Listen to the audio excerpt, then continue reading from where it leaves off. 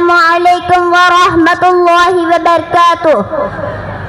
ان الحمد للہ الحمد للہ وحدہ والصلاة والسلام علی من لا نبی بعدہ. اما بعد اعوذ باللہ من الشیطان الرجیم. بسم اللہ الرحمن الرحیم. لقد كان لكم في رسول الله أسوة حسنة.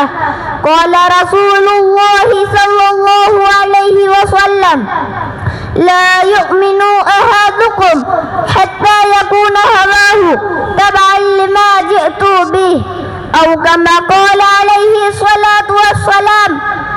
محبوب دو عالم سے الفت ہے بہت اچھی. محبوب دو عالم سے الفت ہے بہت اچھی. دامن میں مومن کے یہ دولت ہے بہت اچھی. قرآن بہت اچھا سنت ہے بہت اچھی. قرآن بہت اچھا سنت ہے بہت اچھی. پھر اس پہ چلے امت امت ہے بہت اچھی.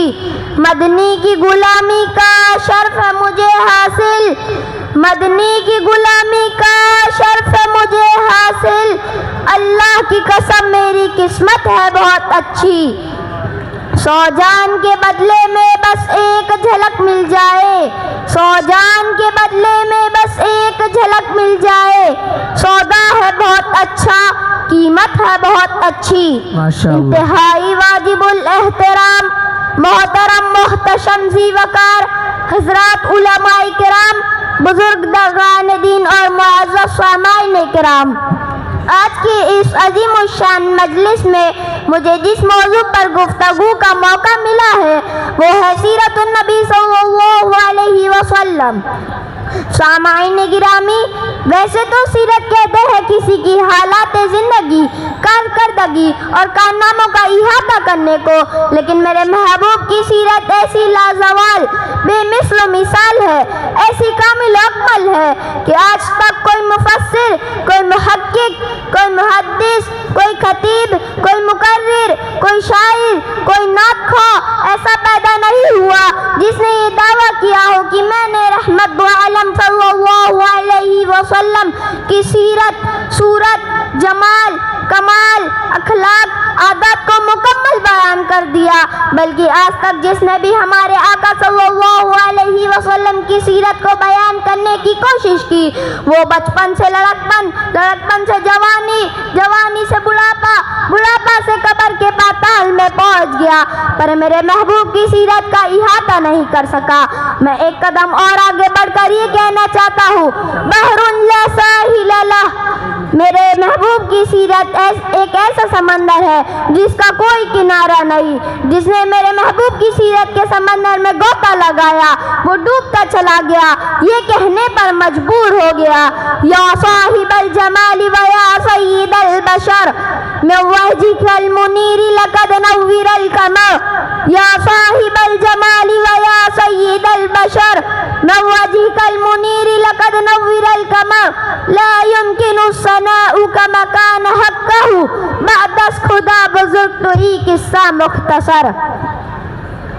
حضرات گرامی قدر، آئیے آپ اور میں 1400 صدیاں پیچھے لوٹ جائے، تاریخ کے صفحات کھنگال لیجئے اور دیکھیے کہ دنیا میں کیا تھا.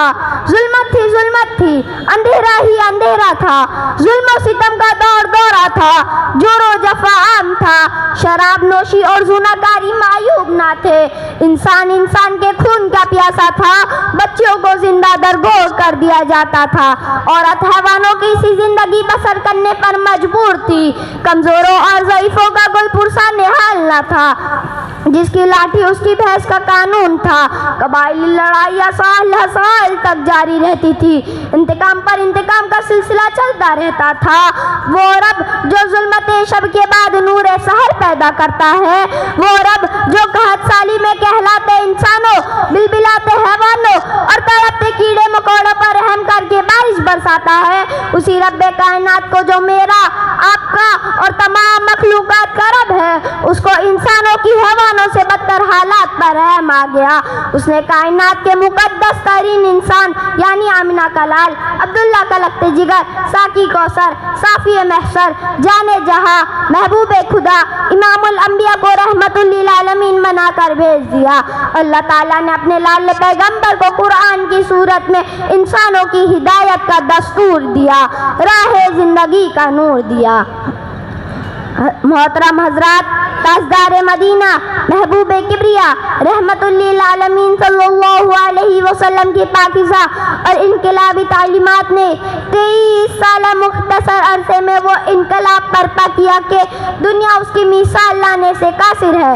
میرے نبی نے عقائد بدل ڈالی، عبادت بدل ڈالی، معاشرت بدل ڈالی، زندگیاں بدل ڈالی، تجارت بدل ڈالی، سیاست و حکومت بدل ڈالی۔ غرض میرے پیارو، آقا نے شرک و بت پرستی کا ماحول بدل ڈالا۔ آپ کی پاکیزہ تعلیمات نے درندے کو چوپانی، بھیڑیوں کو غلہ بانی، رہزنوں کو جہاں بانی، غلاموں کو سلطانی اور شاہوں کو اخوانی سکھائی۔ جو ذرہ تھا تارا بن گیا، بدو تھا دائی بن گیا، قطرہ تھا سمندر بن گیا، قطرہ تھا سمندر بن گیا، جاہل تھا عالم بن گیا، برا تھا نیک بن گیا، رہزن تھا راہبر بن گیا۔ آقا سے اپنا تعلق جوڑ کر ابو بکر صدیقوں کے امام بن کر صدیق اکبر بن گئے۔ عمر بن خطاب تھے عادلوں کے سرخیل ہو کر فاروق اعظم ہو گئے۔ عثمان تھے ذوالنورین بن گئے۔ علی ابن ابو طالب شجاعت کا پیکر ہو کر شیر خدا بن گئے، شیر خدا بن گئے۔ معاویہ تھے کاتب وحی بن گئے۔ ابو ہریرہ تھے حافظ حدیث بن گئے۔ ابو عبیدہ تھے امین ہذہ الامہ بن گئے۔ اسی کو تو کسی نے کہا تھا، در فشانی نے تیرے قطروں کو دریا کر دیا، در فشانی نے تیرے قطروں کو دریا کر دیا، دل کو روشن کر دیا، آنکھوں کو بینا کر دیا۔ خود نہ تھے جو راہ پر اوروں کے ہادی بن گئے، خود نہ تھے جو راہ پر اوروں کے ہادی بن گئے۔ کیا نظر تھی جس نے مردوں کو مسیحا کر دیا۔ سامعین ذی وقار، نبی اکرم صلی اللہ علیہ وسلم کے 5 بڑے بڑے حق ہم پر لازم ہیں۔ آپ کا پہلا حق یہ ہے کہ آپ پر ایمان لایا جائے۔ آپ کا دوسرا حق یہ ہے کہ زندگی کے تمام مسائل میں آپ کی اطاعت کی جائے۔ آپ کا تیسرا حق یہ ہے کہ آپ کے لائے ہوئے دین کی نصرت کی جائے۔ آپ کا چوتھا حق یہ ہے کہ آپ کی تعظیم و تکریم کی جائے۔ اور سرکار دو عالم صلی اللہ علیہ وسلم کا 5واں حق یہ ہے کہ آپ سے محبت کی جائے، اور یہی محبت ہے جو ہمیں باقی تمام حقوق ادا کرنے پر آمادہ کرتی ہے۔ میری جو باقی کی تقریر ہے وہ میرا ساتھی کرے گا۔ جزاکم اللہ احسن الجزا۔